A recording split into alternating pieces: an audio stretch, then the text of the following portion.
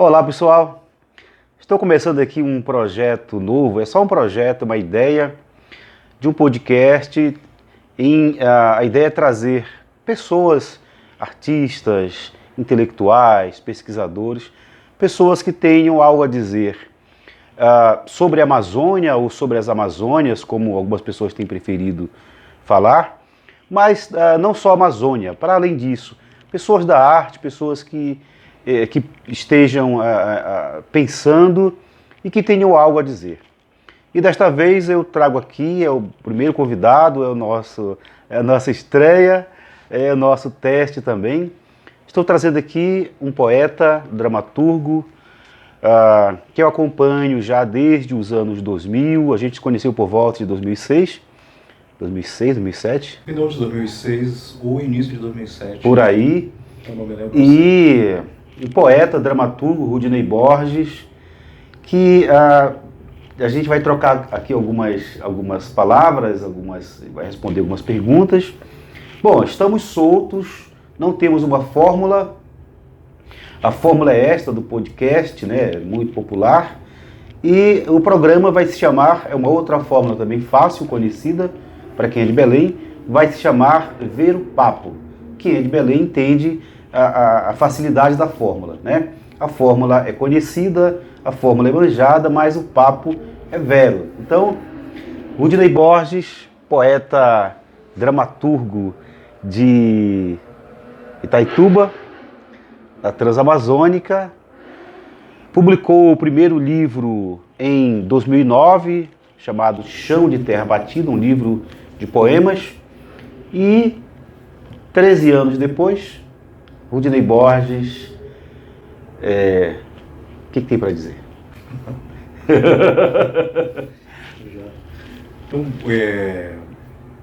boa noite, Edilson. Boa noite. Bom dia, boa tarde a quem estiver nos estiver por aí e nos ouvindo a qualquer hora, e uma alegria poder falar com vocês todos, né? E com você, né? Sim. Aqui em São Paulo, estamos gravando sim. Na cidade de São Paulo. Sim. A propósito, cidade de São Paulo, onde o Rudinei mora desde 2003. 2003. Saiu de Abaetuba. Estou pensando na Cleide ali. Saiu de Itaituba em 2003. Como é que foi essa saída de Itaituba? Por que tu saíste de Itaituba? É uma boa pergunta. Eu nasci em Itaituba. Itaituba, para quem não conhece, é uma cidade que fica no sudoeste do Pará, né? Portanto, eu acho que a mais de 1.500 quilômetros de Belém, né? Uma distância bem longa. Ali no Baixo Amazonas, sudoeste do Pará, quase Amazonas, abaixo você tem o Mato Grosso. Então, eu vim para São Paulo em 2003, quando eu tenho 20 anos, eu vim estudar aqui, fazer faculdade de filosofia, licenciatura em filosofia, numa faculdade chamada Centro Universitário Assunção, que é uma faculdade da Arquidiocese de São Paulo. Uhum. Antes eu passei um ano em Santarém, na cidade de Santarém, mas vivo aí desde o nascimento até completar 19 anos na cidade de Itaituba. Mas o motivo de vir para São Paulo mesmo foi o estudo e para fazer esse curso, essa graduação, essa licenciatura em filosofia. Certo. Ao deixar Itaituba e vir primeiramente para Santarém, neste momento tu já escrevias? É uma boa... Quando é que a gente começa a escrever de fato, né? Sim. Considerando que boa parte da escrita, sempre a gente estamos num processo de entender, né, como que ela chega às pessoas. Eu dato o início assim, de uma tentativa de escrita, de um garatujar, né, de um desenhar a possibilidade do poema. Uhum. Eu começo tentando a poesia aos 13 anos. Mas isso, evidentemente, que é só um preâmbulo, um início. Eu acho que passa pelo aquele desejo de escrever algo, né? Uhum. Outro dia eu ouvi uma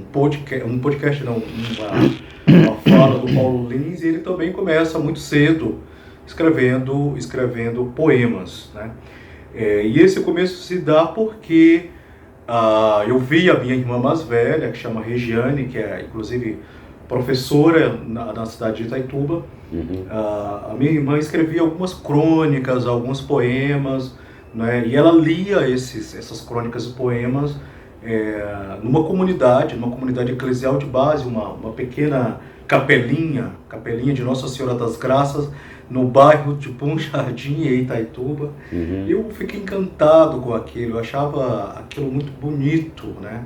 Então, o meu desejo de escrever já nasce também com um desejo de falar aquilo que é escrito, né? Então, tá um pouco relacionado também com a minha futura paixão pelo teatro, né? Eu estou alongando a resposta para te dizer que nesse período, aos 13, 14 anos, portanto na pré-adolescência e na adolescência, eu comecei meio que a descobrir esses poetas que chegam até nós pelos livros didáticos, né? Eu lembro que depois eu entrei no ensino médio, a minha mãe voltou a estudar, voltou a estudar mais ou menos no mesmo período, e ela foi para o ensino médio e fez o magistério.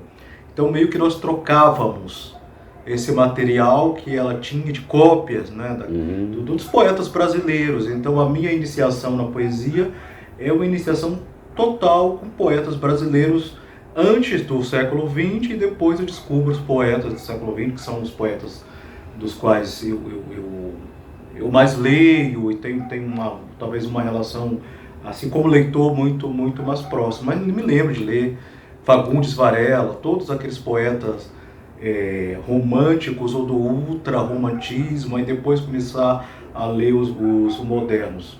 O fato que o fato de eu começar a escrever poemas e crônicas, eu comecei a fazer leituras desses poemas e crônicas.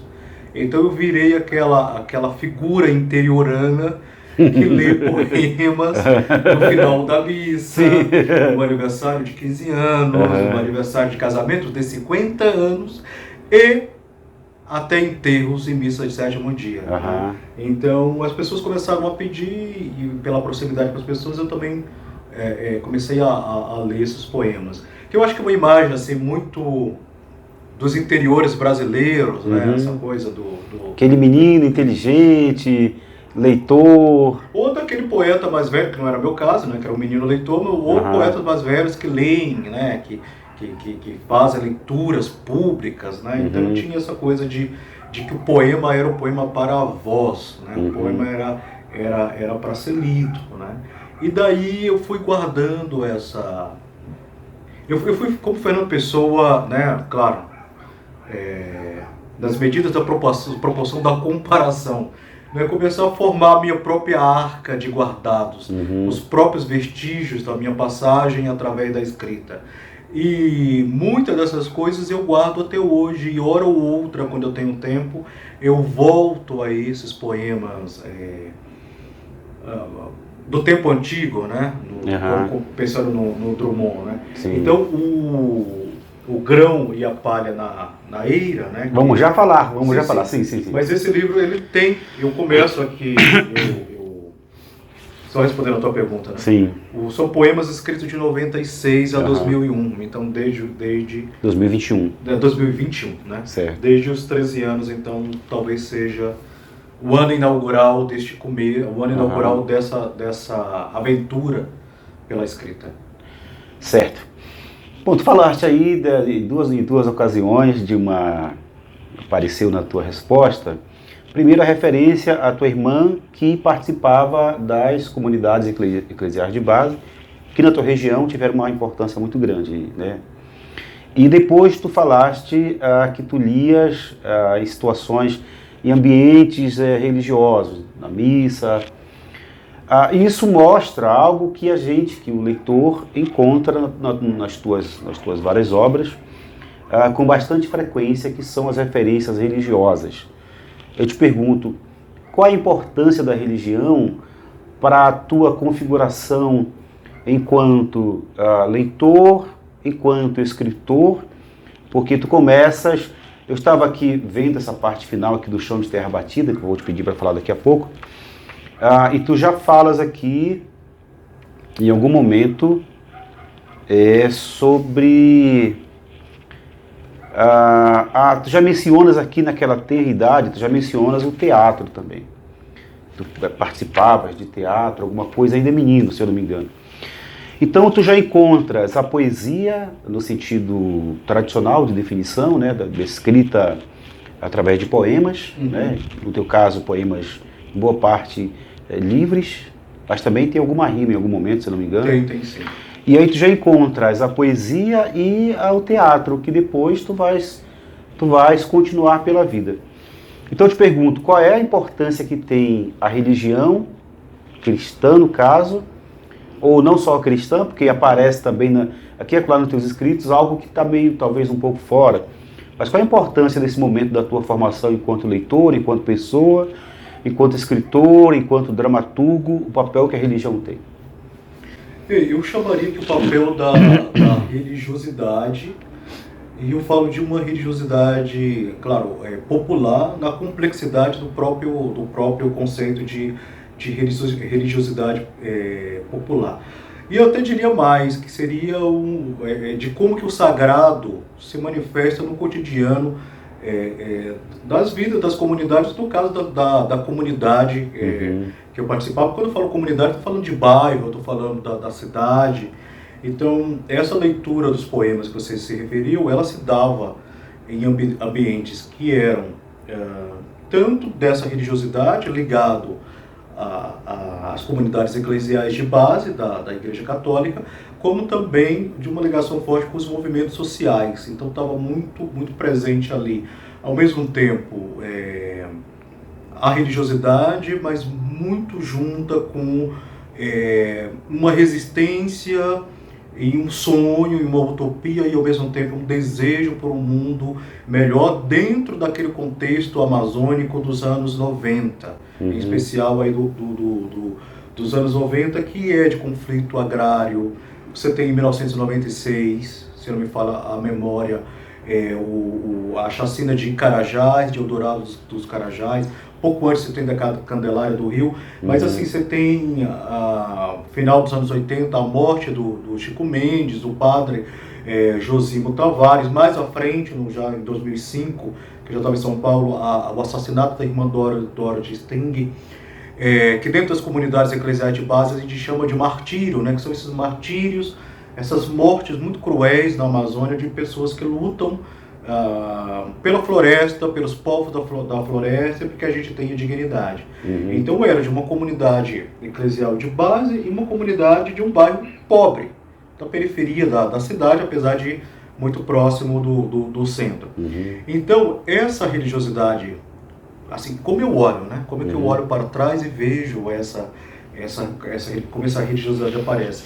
Ela aparece aí dentro do contexto do cotidiano, que é das orações, das rezas, né? dos rosários e terços, das procissões para Nossa Senhora das Graças, que era a padroeira dessa capelinha que eu fazia parte, das procissões de Santana, que é a padroeira de Itaituba, uma certa imagem do Círio de Nazaré, que eu fui muito tempo depois, não é? Ou imagens mais distantes de Aparecida, que é a padroeira do Brasil, e também todo esse calendário meio que ritualístico que interfere diretamente no cotidiano, como por exemplo a Semana Santa, né?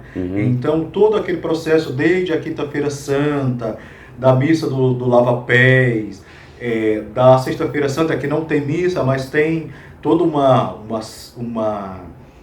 momento de reza, que é o momento do Calvário, da morte do Cristo. Eu me lembro que se faziam longas caminhadas na cidade onde nasci, até a Páscoa, o sábado de Aleluia, né?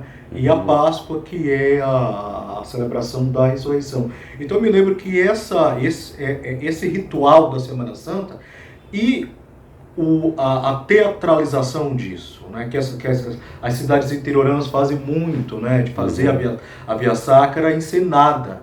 Então essa imagem dessa encenação, dessas encenações várias, também me mobilizaram muito. Eu me lembro até da minha irmã caçula, Paula, criança, chorando na Via Sacra, numa dessas encenações, porque ela realmente acreditava que o Cristo tinha sido morto.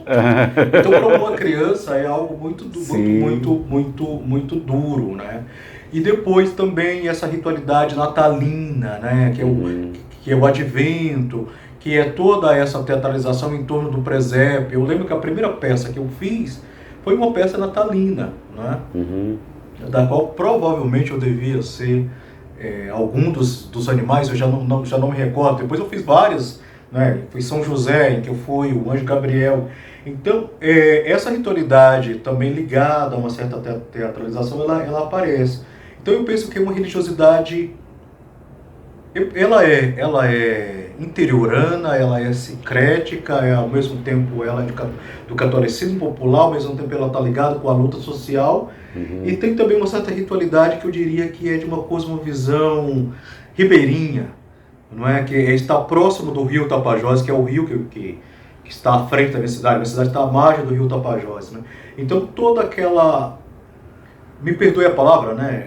Toda aquela superstição em torno, né? Mas também não podemos reduzir essa ritualidade a superstições ou a folclore, porque ela interfere de fato na vida da comunidade, mas que são esses encantados da mata. Então, por exemplo, quando a escola onde eu estudei, que era a escola pública Raimundo Pereira Brasil, as pessoas tinham medo de ir até o fundo, porque tinha uma mata, e as pessoas acreditam que lá tinha a Matinta Pereira. Né? Então, essas coisas todas estão aí permeadas nesse imaginário, talvez ameríndio, ao mesmo tempo de uma cristandade popular, e aí segue. E aí segue. Né? São amarras, né? São relações que talvez só a nossa cultura seja capaz de fazer, né? De que modo que está presente no teu trabalho? Porque tu começas a publicar, tu começas a escrever em 96, Sim. Ou talvez antes. Isso. Em 96, mas tu vais publicar o primeiro livro, que é este aqui, né, O Chão de Terra Batida, somente em 2009, né? Se nota aqui a presença desses elementos, mas vinculado a esse elemento existencial que tu falaste, né? Do mesmo modo em que isso está presente, e a gente pode falar depois das outras obras mais atuais, por exemplo aqui na página 19, Chão de Terra Batida, tem um poema chamado Altar, que diz assim: mãe rezava o rosário inteiro. Queres ler? Com a tua voz de poeta e ator. Mãe rezava o rosário inteiro antes de dormir, e eu baixinho repetia as palavras da mãe. Amar significa olhar as coisas sem sentir saudades delas. É o poema Altar do Chão de Terra Batida. Sim. Então aqui tem referência religiosa, não deixa de ter. Sim. Mãe rezava o rosário, chama-se Altar. Então, desde Chão de Terra Batida, tu certamente falando do teu ambiente, do teu meio, com os elementos que o compõem. Mas já se percebe aqui mesmo um certo... Quando tu respondeste a pergunta, tu me corrigiste. Eu perguntei sobre religião e tu optaste pela palavra religiosidade. Talvez esteja aí, em todo o teu trabalho aqui, se percebe que a religiosidade está presente, mas eu te pergunto, a fé está presente? A fé religiosa tua está presente? Talvez eu tenha tentado delimitar no sentido da religiosidade, né, com amplitude, e talvez a religião muito ligada a uma instituição. Você primeiro perguntou sobre o Chão de Terra Batida, que é um livro publicado em 2009, mas de poemas escritos antes de 2009. Certo. Esse primeiro livro eu tinha 26 anos, então a grande dúvida era o que publicar. Não que tivesse tanta coisa para publicar, né? Mas daquilo que foi escrito nesses anos todos, né, até 2009, o que eu ia publicar. Então, diante do que eu tinha em mãos, eu fui chegando meio que a essa edição, a esse miolo de poemas que já foram escritos aqui em São Paulo, né, quando eu vim morar para cá em 2003. E o primeiro livro assim que eu comprei, eu lembro que eu pedi pelo correio, acho que é o primeiro livro que eu recebi pelo correio na vida, é o livro Sobre Nada, do Manuel de Barros. Então, a referência da poesia, dos poemas de Manuel de Barros, foram muito fortes, por um impacto para mim. Eu nunca tinha lido até então Manuel de Barros, e quando eu descobri aquele poeta e a relação dele com o miúdo, o cisco, foi muito forte, né? Então esses poemas, talvez eles sejam um pouco devocionais, assim, eles têm quase que uma devoção mesmo ao santo Manuel de Barros, mas a Manuel de Barros, né? Aos poemas do Manuel de Barros. Então eu realoquei a geografia para a minha infância, né? Para a minha infância, que é uma infância interiorana, no interior de Itaituba, ali entre o Tapajós e a Transamazônica. E é nessa geografia entre o Tapajós e a Transamazônica que aparece essa religiosidade que você se refere, e também o aspecto da religião que é o catolicismo, né? Que é um catolicismo de capelinhas espalhadas pelas estradas vicinais. Então você tem a capelinha de Santa Rosa, que é uma capelinha que, na maioria das vezes, né, que fica numa estrada vicinal a 21 quilômetros de Itaituba, onde dificilmente se aparecia um padre, aparecia de vez em quando um frade, um franciscano, para celebrar uma missa. Então talvez se tinha uma missa uma vez por ano. Então o resto do ano, o resto dos domingos, era o que eles chamam de cultos, que eram celebrados, dirigidos por um leigo, uma pessoa da comunidade, que era um catequista, que era uma liderança. Então, mesmo o aspecto da religião institucional, ela se dá muito pela interpretação das próprias pessoas, que não necessariamente são teólogos. Sim. Então tem um pouco assim de como é que o povo... Esse sincretismo que tu mencionaste. De como é que o povo lê, por exemplo, o Êxodo, o sofrimento do povo hebreu. Ou de como é que o próprio povo lê a tradução da Bíblia, do Novo Testamento ou do Apocalipse. Então tem um pouco dessa interpretação popular. Então quando eu evito a questão da religião, porque talvez não passe de fato pela teologia oficial, mas pela interpretação do povo. E a minha mãe também era uma catequista, eu mesmo depois fui, né? Então eu mesmo que eu tenha me afastado tempo depois, né, de uma religião oficial, essa é uma briga que não existe na hora de escrever, porque tudo que vem para mim, seja aquilo que é profano, ou aquilo que é sagrado, ou aquilo que é recusa ao Deus instituído, ou novos ares, ou novas cores para esse Deus, ou esse cosmo, tudo, eu acolho tudo sem ficar fazendo um exercício moralista de isso eu posso, aquilo eu não posso, porque para mim o ofício de escrever é sobretudo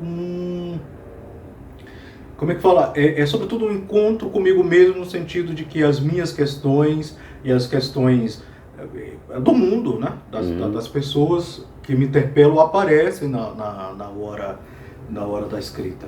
Então esse livro, Chão de Terra Batida, também tem uma coisa assim, talvez, de que eu até tinha o desejo de publicar uma outra coisa como primeiro livro. Mas num certo retorno de São Paulo para Itaituba, e de ônibus, atravessando o Brasil, quando eu chego do outro lado do rio para atravessar Barros para Itaituba, eu olho para aquela cidade ao longe e eu penso que eu queria que o meu primeiro livro tinha sido um livro que a minha avó pudesse ler, que a minha mãe pudesse ler. A minha avó é uma senhora que talvez não tenha chegado a completado o ensino primário, que sabe ler e escrever, foi alfabetizada, mas não fez. Então eu queria um livro que essas mulheres, a minha mãe, a minha avó, as minhas tias, as pessoas próximas de mim, de quando eu morava em Itaituba, que eram pessoas que não tinham ensino formal, né, pudessem ler e pudessem compreender. E daí talvez,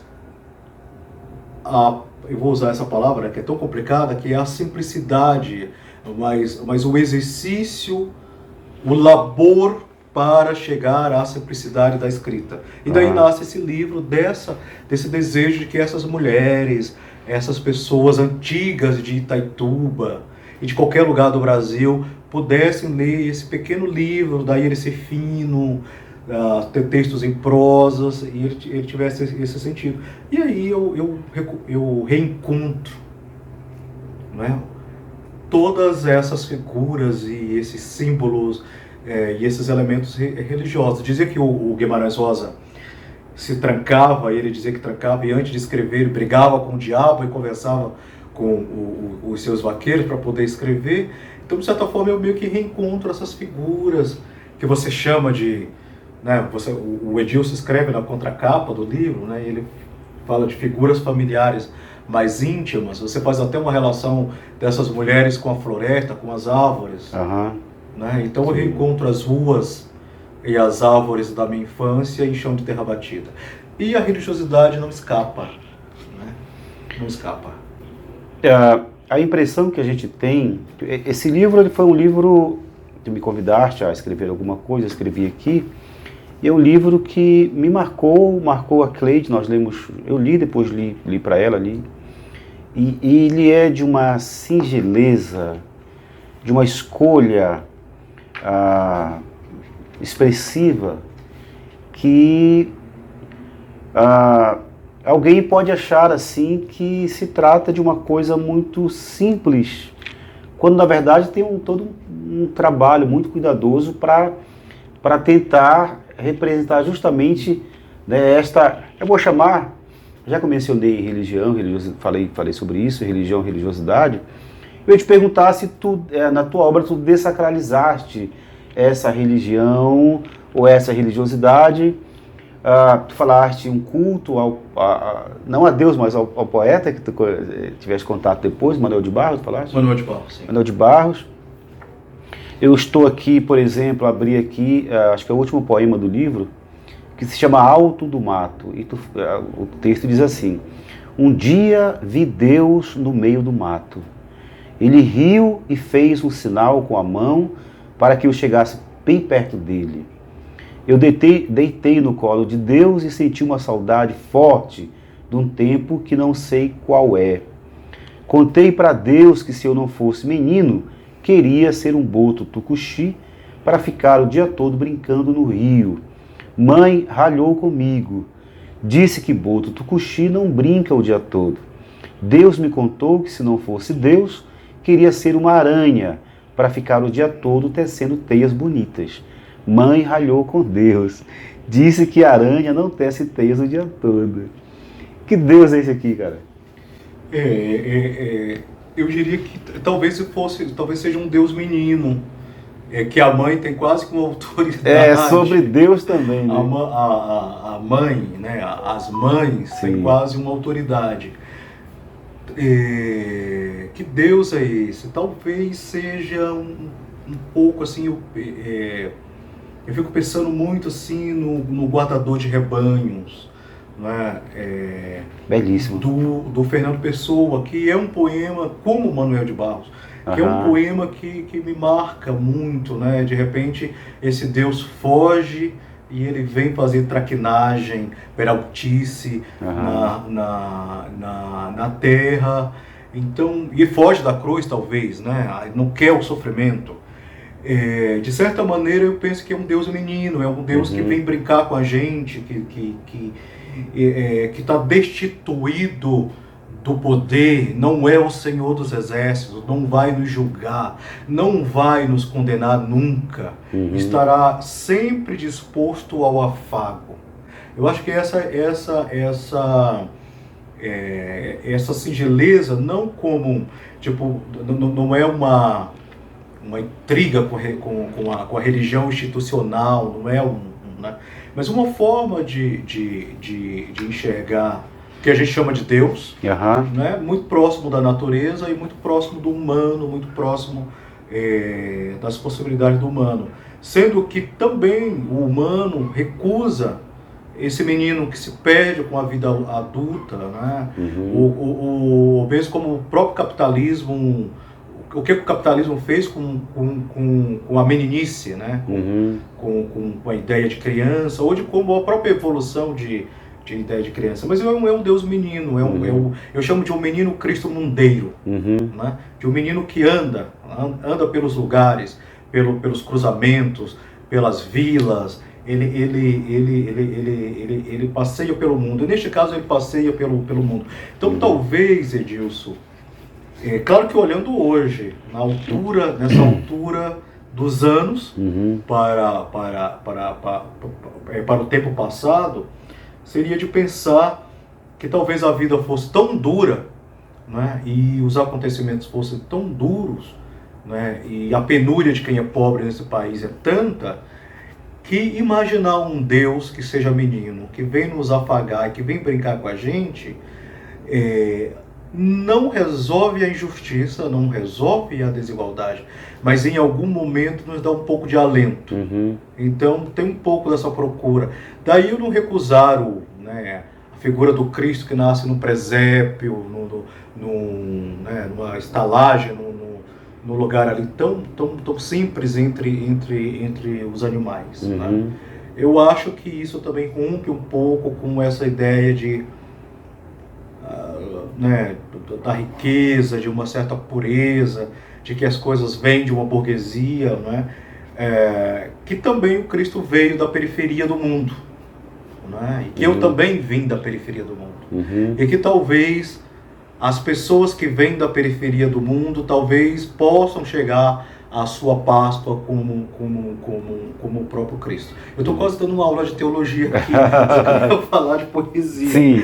Mas só para completar, eu vi um outro livro outro dia, e me fugiu o nome do professor, que é um grande pesquisador do Manuel Bandeira, um outro Manuel que faz fortemente parte da minha vida, né? E se eu não me engano o nome do livro, quem tá ouvindo vai poder pesquisar melhor e lembrar, e a gente pode citar depois. Manuel, o nome dele? O nome do livro eu acho que Humildade, Paixão e Morte, é um livro sobre poesia do Manuel Bandeira. Né? E ali, né, o autor, o pesquisador, ele fala sobre a palavra humildade, a origem da palavra humildade, né? Que vem do humus. Sim. Né? Legal. Que vem da terra. Então quando você fala de singeleza, não é que esses poemas são humildes e simples no sentido de que eles abaixam a cabeça. Não. E se eles abaixam a cabeça, não é para ninguém, é para chegar perto do chão. Sim, e eles revelam uma humanidade. E para fechar, não, eu quero voltar a essa questão da religiosidade mais à frente. Eu até diria que, se tu concordas ou não, que a tua poesia, pelo menos aqui, mas também outras coisas que eu li da obra na sequência, se a gente pode dizer que há uma sacralidade na tua poesia, também acho nas tuas peças também, não sei, se a gente pensar essa ideia de humildade, de humus, a palavra humildade está muito vinculada ao imaginário cristão, mas eu acho que pensando desse modo, né, eu acho que dá uma outra perspectiva da noção de humildade.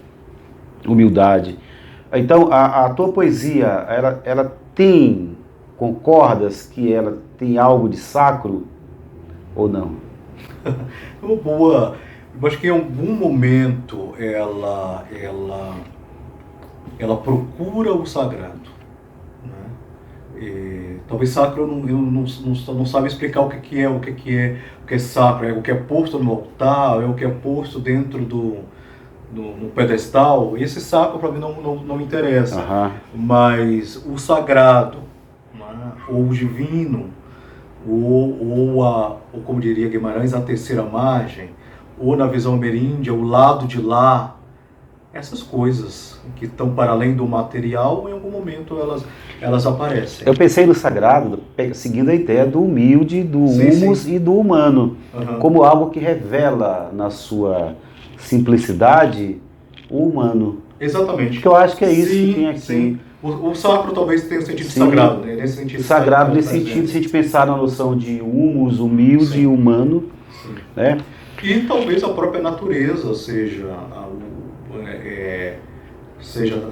sagrada, né? Uhum. O rio, todas as águas, né? O mar, a floresta, os animais, os minerais, toda a completude dessa existência, seja vegetal, mineral, animal, também é sagrada. E acho que a sacralidade do cotidiano, né? Uhum. Que é essa coisa da mãe rezando o rosário, a mãe fazendo o café, ou alguns poemas que falam, Nossa Senhora estava lá na casa preparando um café, né? Então é meio que essa sacralidade ou a beleza, né? A boniteza das coisas do cotidiano, que eu acho que é um certo paradigma da poesia brasileira. Sim. No século XX, assim, o Manuel Bandeira tem um pouco disso, o Carlos Drummond depois tem muito fortemente, Adélia Prado também tem estes elementos, o Manuel de Barros de uma outra maneira traz muito forte essa, né? E a Coralina, né? A Coralina também tem esse elemento, eu acho que talvez muito forte, mas não é um momento, não são coisas de escolha racional. Não, sim. É tudo bem. Eu acho que é um modo de mostrar, de expressar. Se a gente pudesse usar outra palavra desse vocabulário religioso, mas desviando-a disto, a gente talvez, acho que eu vi em algum lugar aqui, alguém escreveu, não sei se foi tu, se foi outra pessoa, aqui na contracapa, falar de uma epifania, não do divino ortodoxo, né, da religião institucionalizada, mas do humano, inclusive o humano da sua pobreza, digamos assim, né? Então é nesse sentido que eu quis dizer que eu acho que é um livro que tem um aspecto sagrado.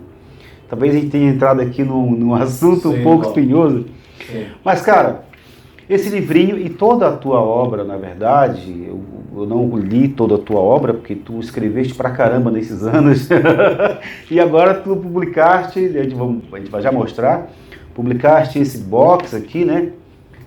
Este box, que tem vários volumes aqui, uma parte reúne a poesia dele, parte da poesia dele, esta de 96 a 2021, que é qual é o grão e a palha da ira, que é esse aqui. Esse aqui? Esse primeiro aqui. O grão e a palha, né? É de agora, né? Saiu agora, né? Saiu agora e... Ainda vai fazer lançamentos logo aí. Lançaremos aí no segundo semestre de 2022. Então, a poesia, mas também tem a obra, a dramaturgia, que é... Aqui pra você. Ah, tá aqui. Este aqui... Oratório no Deserto de Sal, são assim 13 peças. 13 peças. Né? De 2010 adiante. Até todas não, a maioria encenadas. Não, aqui sim. Todas? Aqui menos a primeira delas, que é a Cicatriz no Banzeiro, que ainda não foi encenada. E o terceiro volume aqui, Campo do Oleiro, que é prosa, né? É prosa? É prosa, fluxo de consciência. Né?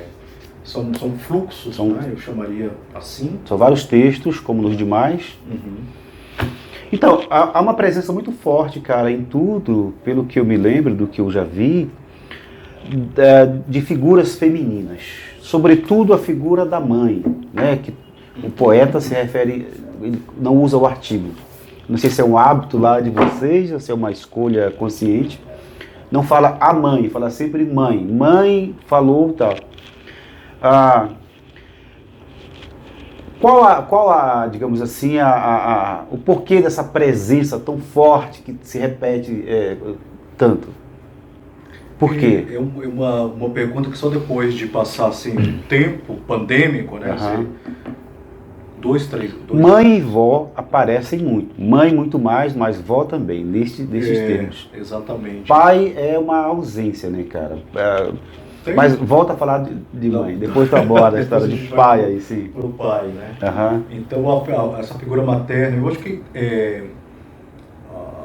estava falando que o período pandêmico que me fez organizar os livros, né, reunir esse material, né, de anos, quase, são 2 décadas de trabalho, e aí você acaba percebendo que uma coisa ou outra de como esses elos, essas ligas estão muito presentes nas coisas.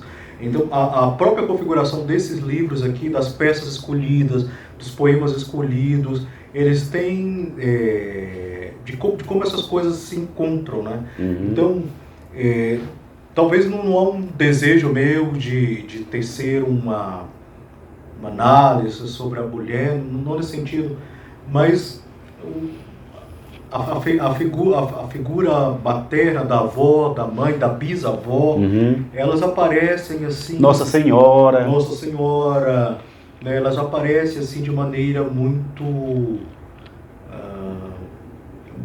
forte, né? Quase que, em alguns momentos elas estão lá rezando, em alguns momentos elas começam a sair para a luta, né? Como o caso de Macabeia no Epístola 40, que é o nome que se deve ao Hora da Estrela, da Clarice Lispector, né? É uma peça, né? É uma peça do Epístola 40, que a personagem ela é alguém que está ali para resistir, ou de Verônica, que também é uma peça, né, de uma só personagem, de uma mulher que sofre tortura no período da ditadura civil-militar e passa ali naquele fluxo de consciência daquela peça ao tempo todo à procura do filho, né?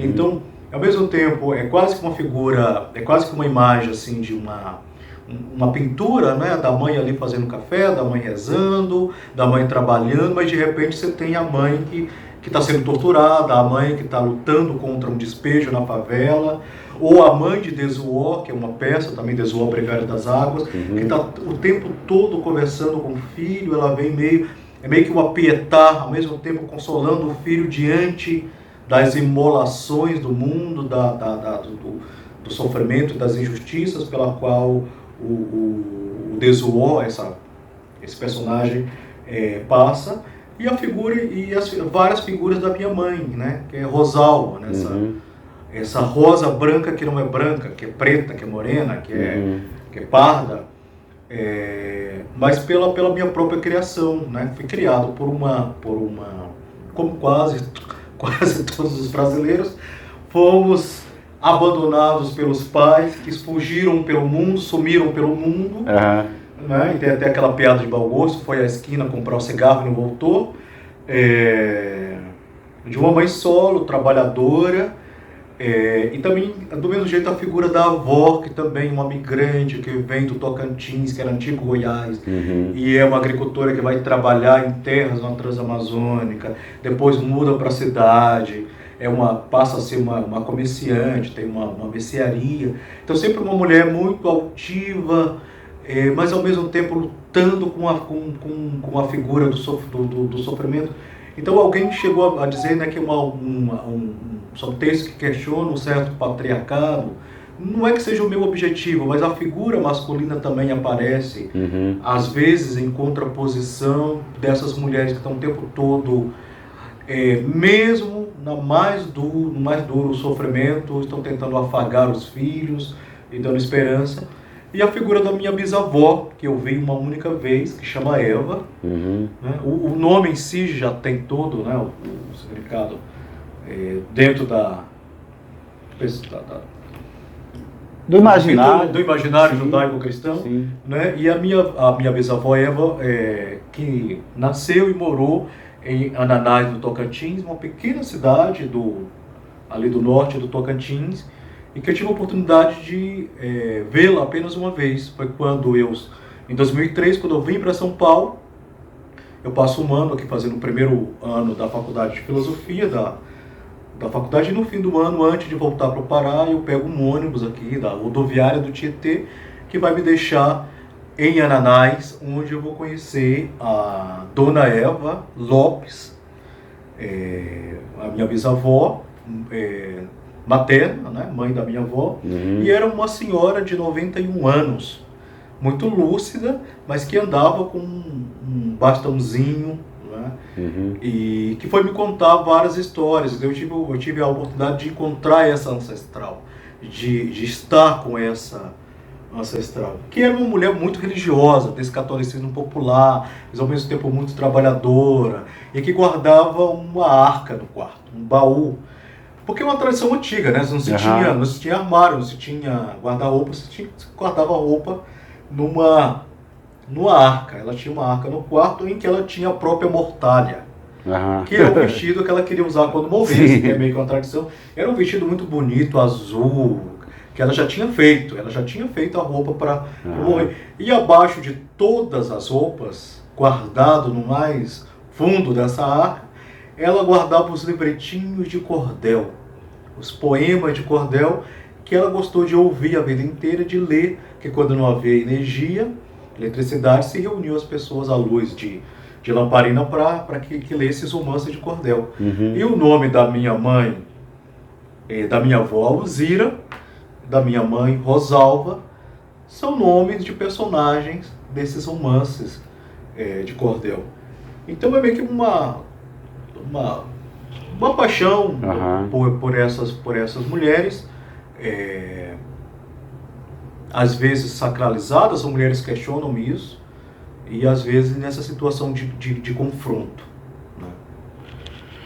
Aproveitando essa referência a essas figuras femininas, eu acho que eu comentei aqui no Chão de Terra Batida há muito tempo, que de algum modo essas figuras femininas, elas encontram uma referência mais ampla, da qual tu te fizeste, do meu ponto de vista, tu te fizeste uma voz que traz, que apresenta para o leitor ou para o espectador das tuas peças, essa vida, essa existência que está presente nos teus textos vários, essa existência pobre, sofrida, mas lutadora. Então tu te fizeste, de algum modo, uma voz que fala da Amazônia, esta Amazônia. Eu já mencionei aqui no começo, algumas pessoas utilizam a expressão Amazônias, porque são várias Amazônias mesmo. O pessoal que mora em Belém, ali, as proximidades, tem uma ideia do estado do Pará e da Amazônia, mas quando você se afasta, vê que a coisa é um pouco diferente. Em todo caso, tu te fizeste voz nas tuas várias obras, uma voz que alguns que ouvi talvez me questionem, mas precisa conhecer a obra do Rudinei para poder questionar, um trabalho minucioso, um trabalho lento e constante, através do qual ele expressa a sua Amazônia. E ao expressar a sua Amazônia, ele expressa o ser humano, o sofrimento humano, as dores humanas, a realidade humana. Então amplia-se muito para além da sua Amazônia, acaba representando as várias Amazônias e, em última instância, o ser humano. Então, essas figuras femininas, me parece, elas, certo perguntarem isso para um autor, mas me parece que tu utilizas essas referências para falar desse aspecto mais amplo, para falar da tua Amazônia. Sim ou não? Sim, que bom que você tocou. De modo que ultrapassa muito a referência familiar. Você tem a referência familiar, claro, mas tu amplias isso. Que bom que você tocou nesse assunto. E eu penso que talvez até novos e novas escritores e escritoras têm manifestado isso nos seus escritos agora, já no século XXI. Mas é uma Amazônia a que me refiro, dentro dessas Amazônias que, com vários países, com vários estados, essa minha Amazônia é sobretudo uma Amazônia migrante, permeada por migrantes, por muitos migrantes, sejam eles migrantes nordestinos, que povoam toda a região amazônica brasileira, migrantes sulistas também, que chegam ali, A minha própria mãe, minha própria avó é uma migrante que vai para a Amazônia, dentro desses projetos de ocupação da Amazônia, que é a construção da Transamazônica, da rodovia Transamazônica no período da ditadura civil-militar. Então, está dentro da história, está dentro da história recente dos últimos dos últimos 50 anos, dentro de todas essas explorações, né, da Amazônia. Não tem como, parece que a gente não tem como fugir, parece que os autores, as autoras da Amazônia não tem como fugir dos modos de exploração da floresta, dos rios, não é? Sobretudo eu que vim de uma região que é o sudoeste do Pará, que é o Rio Tapajós, em que é uma forte exploração mineral, sobretudo do ouro. Itaituba é muito conhecido pelos garimpos, não é? Pela exploração mineral, pela exploração das matas.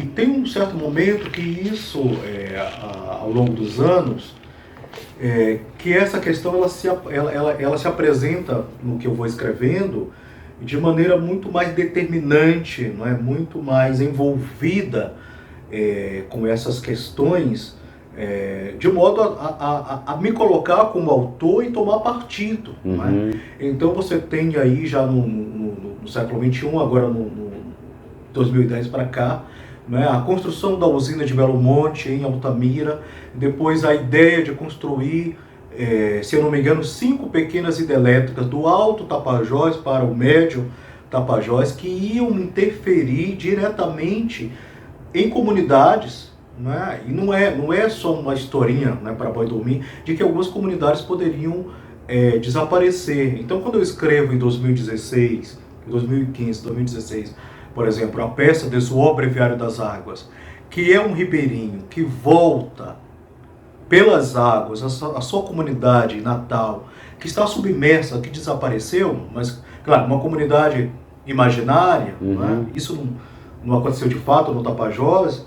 Eu estou pensando nesses muitos ribeirinhos que lá em Itaituba estavam lutando contra esse modo de fazer hidrelétrica. Inclusive a minha mãe, que fez parte dos movimentos dos rios, né? Da luta pelo Rio Tapajós. E até hoje é um assunto muito delicado. Eu, como itaitubense, que moro há muitos anos em São Paulo, algumas questões não podem ser tocadas. Isso estou falando de Brasil de agora. Então, se eu falo que o garimpo, uma parte do garimpo ilegal, ele destrói a floresta, isso mexe com inúmeros trabalhadores garimpeiros e com certa burguesia que floresceu, que cresceu, destruindo o meio ambiente, né? Então, talvez essas mulheres também estejam em confronto com essa dura realidade de um capitalismo destruidor que põe abaixo a floresta, que põe abaixo os rios, né? Tem comunidades, por exemplo, do Tapajós, que as pessoas não podem mais comer do próprio peixe. Comunidade de pescadores, porque o peixe é contaminado por mercúrio, e que ao longo dos anos isso causa tal e tal doença, né? E as pessoas, essa burguesia local diz que não, né? Então, eu a me referir a essa burguesia local, eu estou me mexendo com gente que existe, né? Eu ou qualquer outra pessoa. Então, hoje na Amazônia, por exemplo, talvez seja o lugar, o Brasil e a Amazônia, seja o lugar onde mais se morrem, mais se matam ativistas, né, da luta. Então, a minha escrita também é ativismo, né? Ela também é ativismo. Tá, eu acabei não completando o que ia dizendo agora. E eu respondendo muito longamente, né? Tranquilo. Quem quiser ver, não temos... Talvez os celulares desliguem aqui. Como o Thiago de Mello, são respostas longas. Então, eu ia referir a que a tua obra, o teu retrato, a tua expressão, a tua dedicação a representar esse humano e, consequentemente, o teu ambiente, é impossível, não, né? Embora tu me corrigiste nesses dias dizendo que não falas só da Amazônia, mas a tua voz, a tua obra, falando da Amazônia, expressa esse sofrimento, essa luta. E aí eu ia dizer que nesse sentido, mas também pela paciência, pela constância, pelo trabalho ininterrupto, porque tu continuaste escrevendo nesses anos. Depois a gente fala mais à frente disso aí. Mas não deixe de me lembrar a obra e o trabalho do Dalcídio Jurandir, que falou de uma outra parte da Amazônia e falou do mesmo humano que tu falas, né?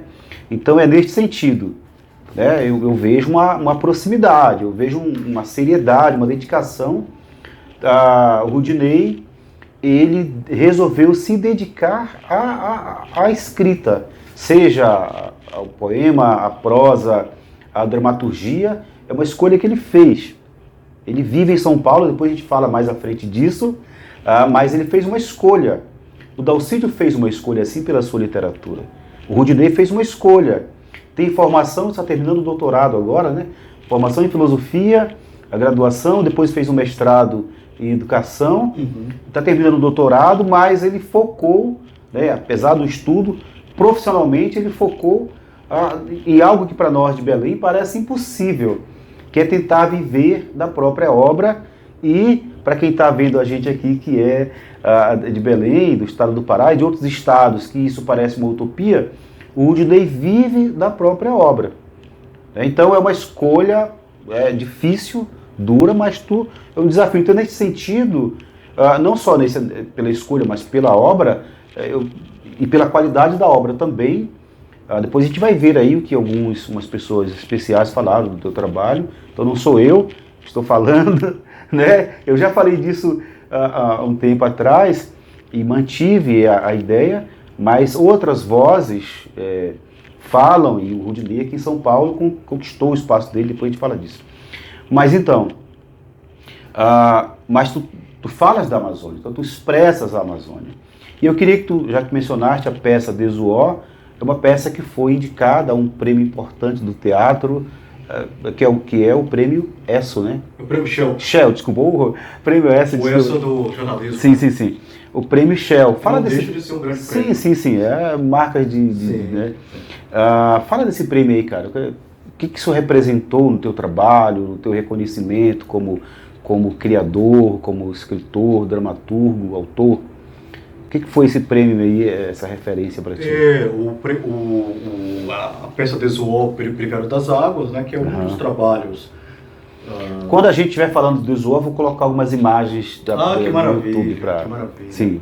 Então, o Desuó, Periferia das Águas é o nome desse texto teatral. Que está neste volume aí. Que está aqui no Oratório no Deserto de Sal, que reúne essas 13 peças. Ela foi, né, ela teve uma grande repercussão, é uma peça de 2016 e que foi encenada depois nesses anos até 2021, né? Mesmo na pandemia, de maneira online, ela foi encenada.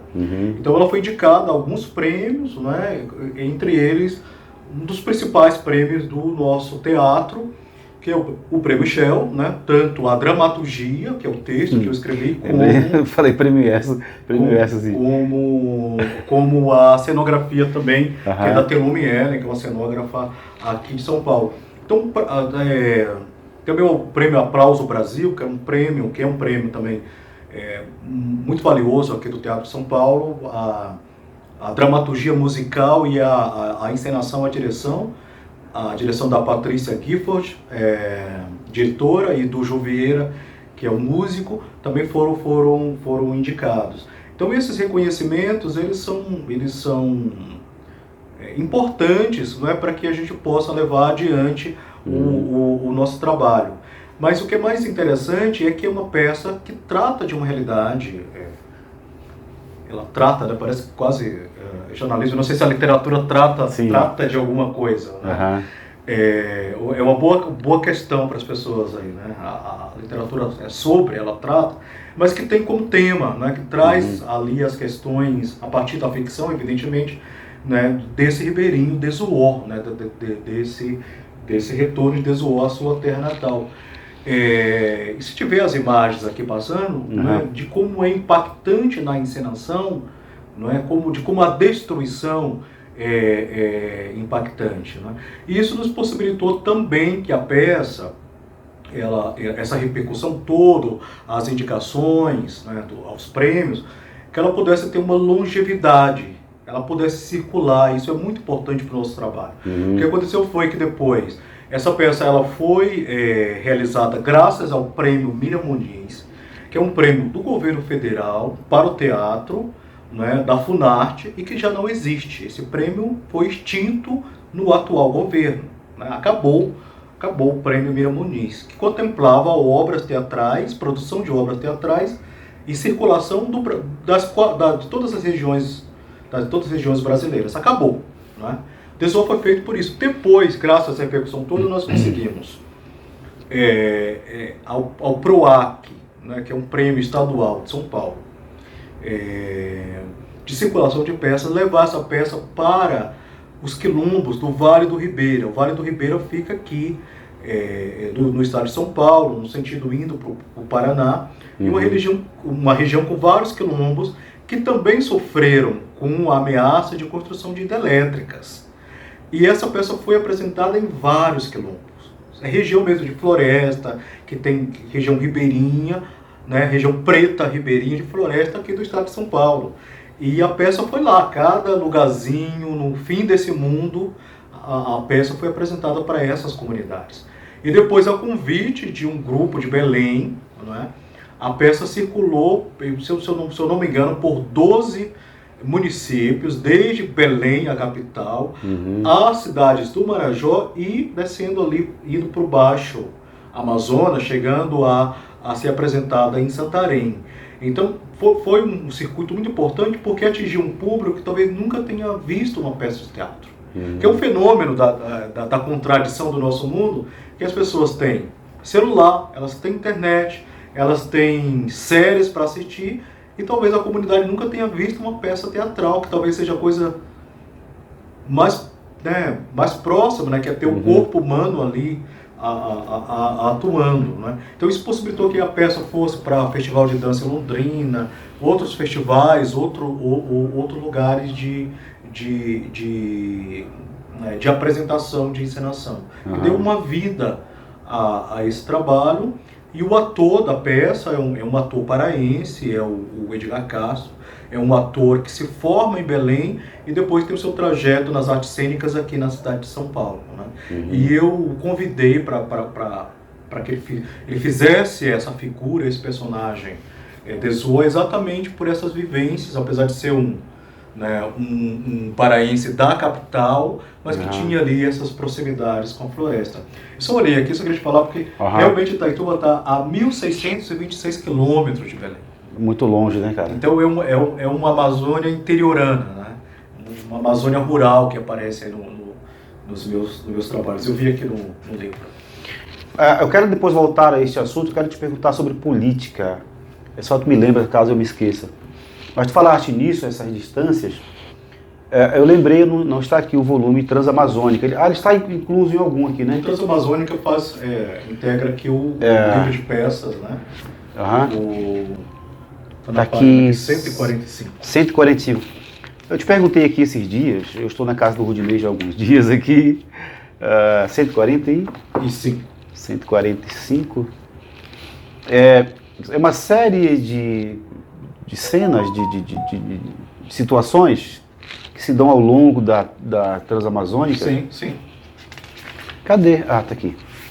O livro ele tá... Transamazônica. Ele é separado em oratórios, né? Então tem um oratório preto, e tem um oratório sertanejo e um oratório amazônida.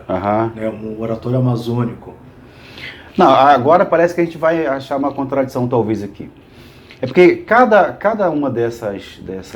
Como é que eu chamo? Não é uma cena, é uma cena, é um quadro. É um quadro, né? É um quadro da peça. Acontece em cidades distribuídas ao longo da estrada transamazônica. Por exemplo, Itaituba, tem Novo Repartimento, Anapu, e aqui tu colocas a quilometragem. Então, sim. Itaituba, quilômetro 3.000 da Transamazônica. Isso mesmo. Aí tu falaste que está a 1.600 quilômetros de Belém, mas tu tem uma explicação para isso, né? Não, é que Itaituba está a 1.600 quilômetros de Belém, mas não é pela Transamazônica, né? Não é a Transamazônica.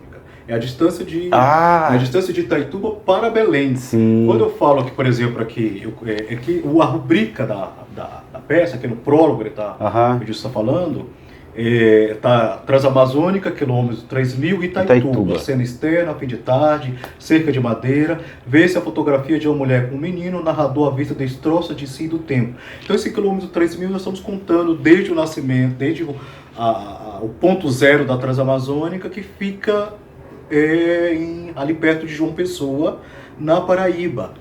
Então, a Transamazônica, o grande projeto da Transamazônica, é que ela atravessasse a região nordeste, chegasse na Amazônia, aí passa ali por Marabá, vem ali pelo sudoeste, pelo sul do Pará, passa por Altamira, passa por Itaituba, Jacareacanga, entra no Amazonas e ia entrar outros países até chegar no Pacífico, mas não foi construída. Entendi. Então, quando o Itaituba está a 3.000 quilômetros 3.000 do começo da Transamazônica.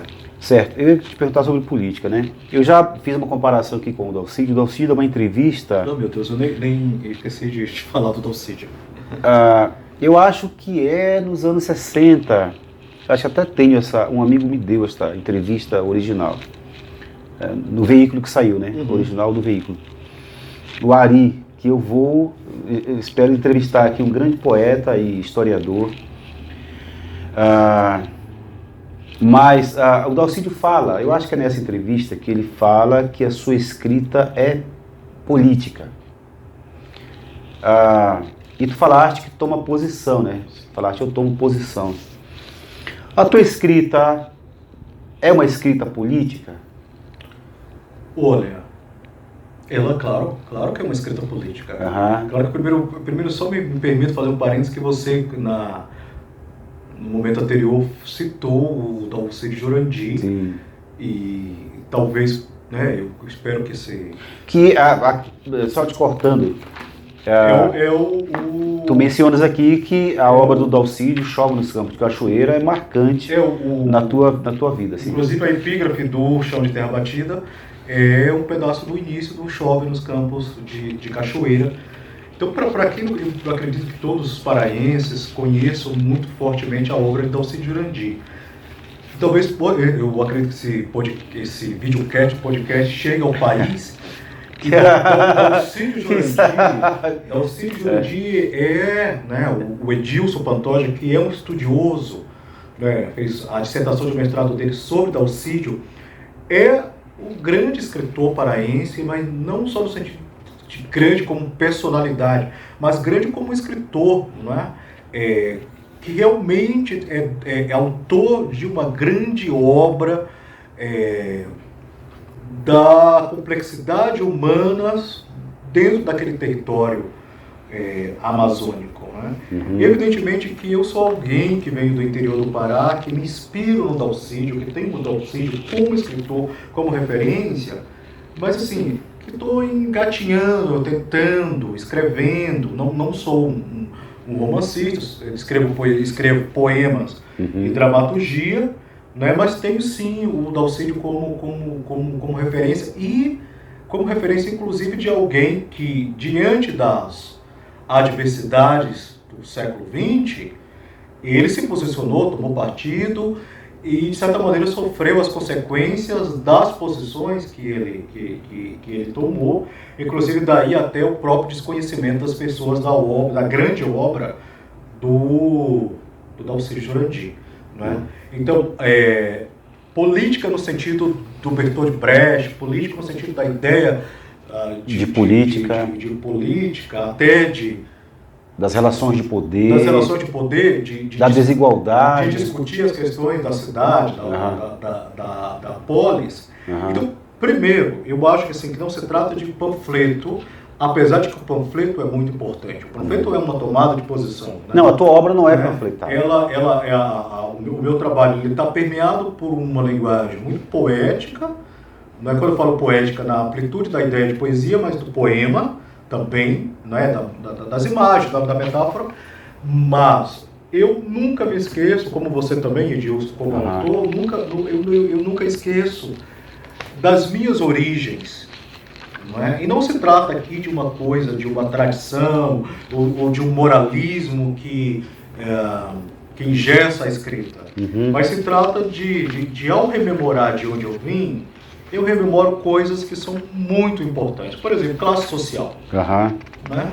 Eu, como te disse anteriormente, vim de uma família muito pobre, em que minha mãe, o meu pai deixou a minha mãe a criar 3 filhos, né? E isso fez com que ela tivesse que trabalhar muito, né? Nós vivíamos numa casa muito simples, em que as coisas eram ali, né, escassas, né?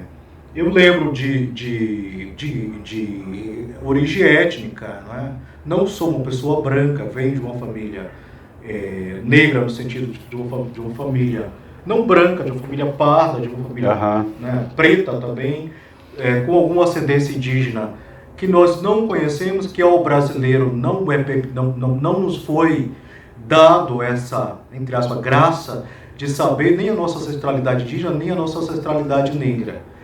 E a própria orientação sexual, né, em que eu falei que não gosto da palavra assumir, que eu assumo, talvez não tenha tratado disso ainda nas obras, que é a minha própria orientação LGBT, homossexual, que são questões das quais eu não fujo. Então, quando eu falo que sou político, eu falo mais, eu falo que sou engajado.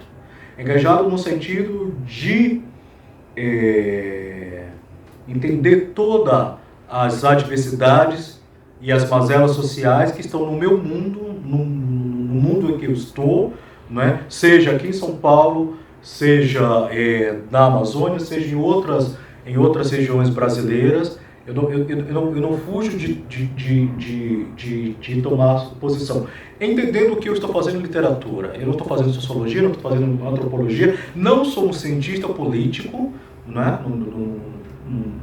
Não me pretendo, mas estou ali como poeta, como dramaturgo, pondo o dedo na ferida. Talvez a grande problemática, todos nós, autores agora, dos anos 2000 para cá, é que a gente faça muito raio-x, né? A gente apresenta muito os problemas, né? E talvez esteja até longe de apontar soluções para essas questões. Mas o homem e a mulher, as crianças, os idosos, jovens que aparecem no que eu escrevo até agora, eles estão assim quase sempre emparedados, quase sempre demarcados por alguma dessas questões, que são questões nossas, são questões brasileiras e que estão ligadas aí com as questões globais, não é? Então são as questões amazônicas, mas são as questões da periferia de São Paulo, não é? São as questões, por exemplo, do sertão, da qual eu também devo muito amor e admiração. Então todas essas questões elas vão aparecendo ali, e com algo que é muito marcante no meu desejo de escrever, e também na minha própria a procura de uma certa ética da escrita, que é o território. Então eu preciso ir ao território. Para escrever, eu preciso ir ao território. Então eu preciso ir a uma comunidade periférica, uma favela de São Paulo, como, por exemplo, para escrever uma peça chamada Caatinga, eu preciso ir ao sertão do Rio Grande do Norte, eu preciso ir às comunidades ribeirinhas do Tapajós, ameaçadas de sumirem com hidrelétricas, eu preciso ir aos espaços de resistência à ditadura para escrever a respeito. Então, eu preciso me locomover. Tu foste à região de Minas Gerais, para escreveste algo? Sim, Medeia, Minas Gerais. Já foi encenada? Oi? Uma peça encenada. É uma peça encenada, uma peça que está aqui no Oratório Preto da minha reunião de dramaturgia. Ela nasce desse itinerário, né? Tem a ver com a tua viagem também à África? Sim, dessas andanças pelo Brasil e pelos outros continentes que eu pude chegar até agora, né? Então, andando ali por Ouro Preto, de repente eu descubro uma pequena mina que chama Mina Gege. Uma mina muito estreita, eu falo estreita, né, em largura, né? E o teto muito baixo, e me espantou muito que aquela mina tivesse fosse daquele jeito. E ali pesquisando, perguntando, descobri que a mina, pelo menos é a oralidade que chega até nós sobre essa mina, né? Que essa mina era uma mina cavada por meninos pretos. Né? E eu estava com a incumbência, com a responsabilidade de escrever um texto, um solo, inspirado na Medéia de Eurípides, né? E eu criei uma relação entre a mãe desses meninos pretos ali e a Medéia, e escrevi uma Medéia preta, né? Que é essa Medéia menageja, que quer tirar o filho daquele destino, não é destino, mas daquela condição de escravização, né? Depois, eu tive também a oportunidade de ir a Angola em 2017 e ir para Benguela, que é uma cidade de litoral, né, beira-mar. Inclusive uma cidade muito bonita, um lugar muito querido. E ali pude ir para um antigo cais, um antigo porto de venda de pessoas que saíam dali de Angola e foram escravizadas aqui no Brasil. E a gente só consegue encontrar ali, né, ainda de ferro, né, eu não sei, são estacas de ferro que sustentava aquele que nós chamamos trapiche, aquele cais, né, onde os barcos atracavam. Então aquela memória da escravização está ali ainda materializada. Então conversar com as angolanas e os angolanos sobre essa memória da escravização também foi muito importante para essas escritas. E aí eu tenho aqui nesse livro o oratório, chamado Oratório Preto, que tem a peça Medéia Menageja e outra peça chamada Revolver, né, que são dois andarilhos negros, africanos, ao redor de um baobá, que em Angola se chama embodeiro, né? Estão ali falando sobre memória das suas andanças, né, dos seus ancestrais, né? E assim vai. Certo. Bom, isso então mostra, apesar de que tu talvez concentre bastante o teu trabalho numa representação, numa expressão da vida da tua Amazônia, mas do ser humano, de qualquer modo, mas tu também tens trabalhos que saem um pouco disso. Essas referências eu acho que são exemplo disso. Mas para a gente caminhar já, porque nós estamos com mais de uma hora, estou preocupado dos celulares. Uma hora de fala. 1h17 já, mas não tem problema, essas coisas não têm limite. Vamos às finalmente. Semana passada, hoje quinta, semana passada nós fomos ver o ensaio de uma peça tua que vai sair no final do ano, não é isso? No segundo semestre de 2022. E ali, apesar de ter vários elementos, alguns vínculos com a Amazônia, é uma coisa mais ampla em termos de Brasil. Esta peça, ela se chama... Havia um país aqui antes do carnaval. Eu estivemos lá, a Cleide e tudo, e nós e as pessoas da peça, o diretor, os atores e tal. Eu fiquei muito contente de estar lá, porque é uma peça, tu deve já estar acostumado a isso. São quantos anos de São Paulo e de teatro? Eu estou em 2003, são 19 anos aqui, né? São quase 2 décadas. E aí, quer dizer, tu estavas ali diante das pessoas que decoraram o teu texto. Uma coisa comum no teatro, mas eu não sou do teatro, mas isso de que pessoas queiram, até encomendem, né, um texto para uma peça, e estejam ali tentando encontrar o tom da representação diante do autor, eu achei uma coisa fantástica. Para nós de Belém, os escritores, mas também eu vejo falas de pessoas do teatro que reclamam muito, mas aqui em São Paulo me parece que a coisa é diferente, né, cara? Então, nós estivemos lá, fomos ver o ensaio da peça. Parece que tem mais uma outra para sair também esse ano. Caatinga está aqui nesse volume. Sim. As duas estão aqui, não? Estão aqui. E aí, cara, eu queria... Tem muita coisa. A obra do Rudinei é uma obra... nós temos aqui vários volumes. Inclusive, tem desses volumes que a gente mostrou, também tem versões em espanhol. Da Vaz fazer o lançamento disso, que está muito recente. Né? E tem... coisas mais antigas, aqueles volumes lá, me pega, por favor.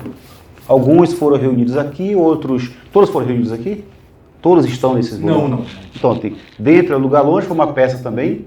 Sim, que, uma das minhas primeiras teve repercussão. Eu lembro de ter visto até de jornal, nos grandes jornais, inclusive. Não sei se é, acho que sim, esta, outra, Teatro no Ônibus, Memorial dos Meninos, Epístola ponto 40, que brinca com a palavra pistola, fala de violência. Bem, cara, nisso tudo, isso mostra a tua produção nesses anos todos. Tu decidiste sair de uma cidade pequena no interior do Pará e vieste para a cidade grande, que é o grande centro, né? É o grande centro onde quem quer lutar nesta seara, quem quer se arriscar, vem para cá, né? O grande centro. E aqui, cara, tu fizeste a tua vida, tu vives da tua obra. Eu acho isso uma coisa fantástica. O Rudinei mora num belíssimo apartamento, e vive aqui em São Paulo do seu trabalho, cara. São Paulo permite isso?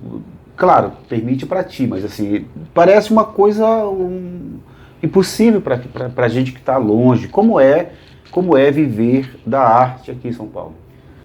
Então, tá aí uma pergunta, como é que fala?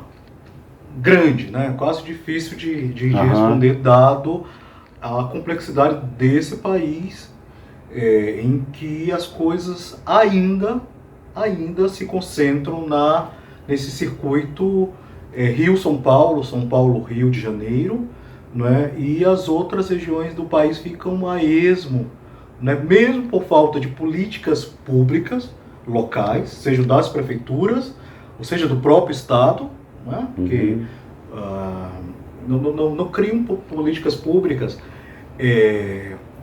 O fato de que eu possa me dedicar à escrita, e sobretudo à escrita literária e teatral, ela se dá exatamente pela insistência de políticas públicas de alguns governos. Não fossem esses governos, à esquerda, que tem um pensamento muito mais profundo sobre a arte como profissão, não é? Nós não teríamos condição de viver isso. Então eu penso que, primeiramente, para responder você, sem interferência do Estado, interferência verdadeira, profunda, não eleitoreira, não é? Com política pública não é aquela que é temporária, do candidato tal, é aquela que fica, não é? E fundamenta a existência dos trabalhos artísticos e culturais de uma sociedade. Sem isso não é possível. Então, as questões são complexas, elas são paradoxais, elas são contraditórias, né? Elas são irônicas, né? Que, por exemplo, eu não vivo de livro. Eu não vivo de venda de livro. Porque um autor independente como eu ainda tem dificuldade, por exemplo, de alcançar uma editora de renome, mesmo morando em São Paulo, né? Grande parte do meu trabalho é de uma produção independente, ou de editoras especializadas, menores, não é? Mas nem por isso se deixa de escrever, e as editoras independentes passaram a ter um papel muito importante até para a diversidade. Enquanto você tinha ali uma publicação, as publicações muito centradas numa literatura, e eu vou dizer uma palavra, não se trata de identitarismo, mas de um autor branco de classe média, né? Existem pesquisas, vocês inclusive que estão nos assistindo podem pesquisar, existem estudos sobre literatura brasileira no século XXI, em que se descobre que a literatura brasileira está em boa parte limitada a autores, homens, brancos, heterossexuais de grandes cidades. Então, as pequenas editoras acabaram sendo um contraponto a isso e até empurrando que as grandes editoras publicassem uma diversidade maior. Então, a minha dedicação à escrita é que viver de escrita. Eu não vivo do livro, eu vivo da escrita.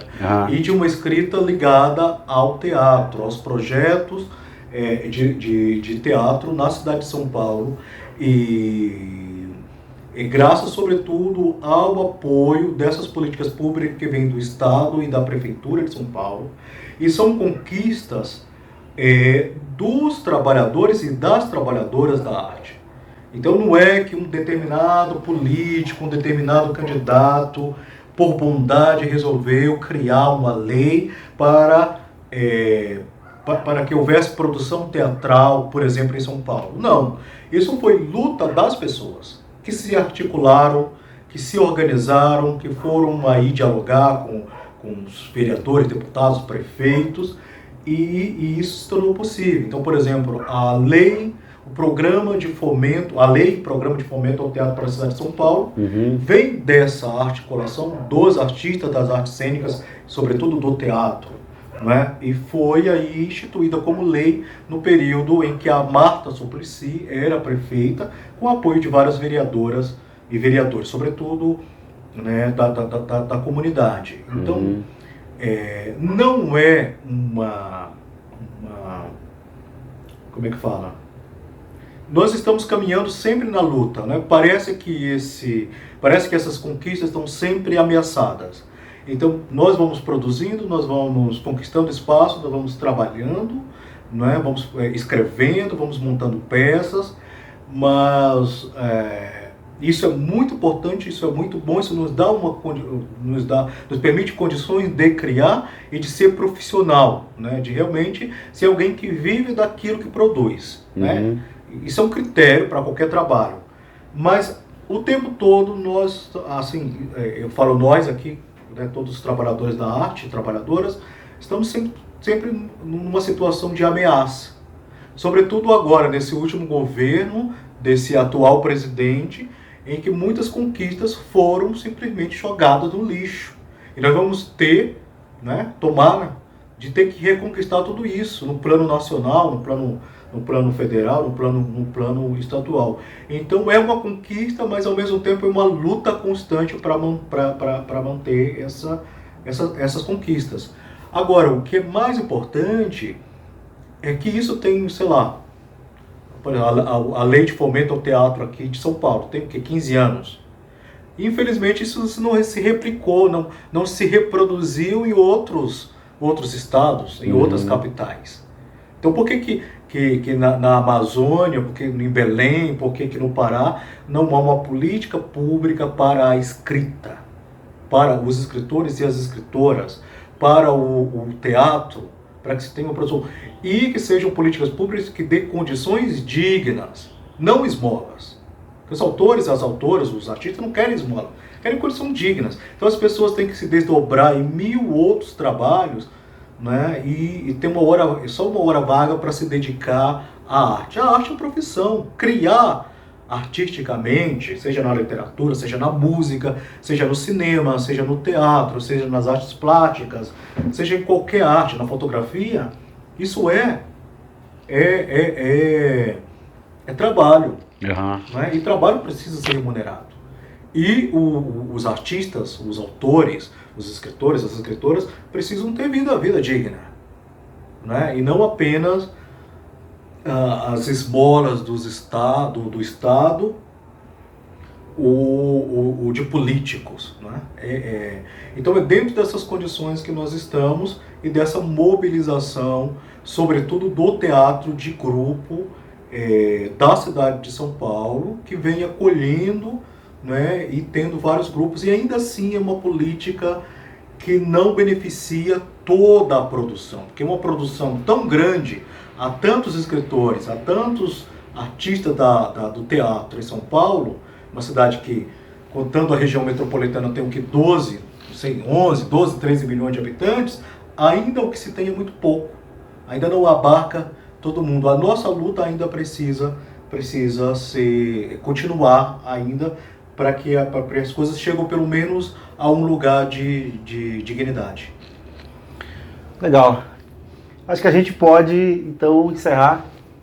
Finalizar, cara, acabar. Obrigado por tudo, obrigado por me acolher aqui esses dias. Obrigado, que agradeço por essa conversa, obrigado pelo teu trabalho. Né? Edilson, além de o admirar como escritor, como autor, como pesquisador, como teórico, eu também o admiro como pessoa, é um amigo de longa data, né? E é uma alegria poder participar aqui do seu trabalho. Desse começo desse começo, sua proposta. Espero que a gente possa abrir muitos caminhos e novos e vários escritores e escritoras possam chegar até você. Gratidão. Legal, eu acho que é legal a gente, só para finalizar, lembrar como é que a gente se conheceu, né, cara? Através da internet, lá nos anos 2000, antes dessas redes sociais mais personalizadas, havia os blogs, né? Então as pessoas escreviam, a gente se conheceu, acho que a partir daí, se eu não me engano. Sim, exatamente. Conheci muita gente boa com quem eu mantenho contato, algumas eu não conheço ainda pessoalmente, mas o Rudinei foi um caso desse, né? Uma coisa muito bacana que aconteceu. E bom, e assim a gente então encerra. Sim. Vocês que assistiram aí, pessoal de Belém, o exemplo aqui dos artistas de São Paulo, o teatro, os escritores, que isto sirva também de incentivo para o pessoal que lida com a arte de maneira geral em Belém. Beleza? Então, ficamos por aqui. Gratidão. Valeu, cara. Gratidão, valeu, querido Edilson Pantoja. Valeu. Tchau, pessoal. Oráculo das ribanceiras. Trapiches, âncoras, barcos, cacimbas, estirões, azinhagas, veredas e vicinais se acocoram no olhar afoito que me alimenta. Meu coração é faminto. Vou ao cais com os meus meninos morenos de luz todas as tardes. E lá, dentro da vertigem, em fagulhas, reencontro tecida em tacapes a voz de Deus e das andorinhas. Meus meninos miudinhos no barro vermelho do beco. Nossa mãe dizendo em sussurros rezas para Nossa Senhora defronte do oratório de cipós, quibanos e jamachins. O menino Cristo mundeiro ao réis do chão. Os meus poemas são oráculos que nascem das ribeiras, do útero das árvores, do fogo de lenha. Toda a minha poesia é passagem para os campos, para as margens do Tapajós e do Itapacurá. Toda a minha poesia é retorno. Não devolvo nada ao vento. Só recolho do plantio o que vi e vejo do outro lado do rio. O porto de Itaituba, a poeira que abrolha na estrada donde vim. Estou atento ao silêncio das noites, atento às lamparinas, atento às travessias. O menino que nasce também nasce em mim e chora todas as dores do mundo. Dorme na manjedoura dos pássaros. O que tenho, em versos, é a coragem e a esperança dos dias, baús abertos com valia, velha máquina de costura da casa da avó Alzira, o semblante límpido de Eva, os olhos de Rosalva, uma fotografia do dia em que nasci. Só a palavra imprime em mim a tessitura do tempo, verbo guardado nos começos. O que diz o menino em memória, só isto me devora, me apraz, me alumia. Fez um pacto certeiro com as andanças, com os andejos. Os que atravessam me levam, me trazem, anunciam o segredo dos cântaros. Minha poesia é fé nas gentes, nas canoas, no ventre da terra derruída. Vou ao cais com os meus santos, meus rosários, minhas procissões, minhas novenas, psicodelia andrógena das taipas. Todo o jacinto germina ao redor da tempestade que reside no breu da poesia. A poesia é o modo mais daninho e álacre de viver. Quero viver com a poesia.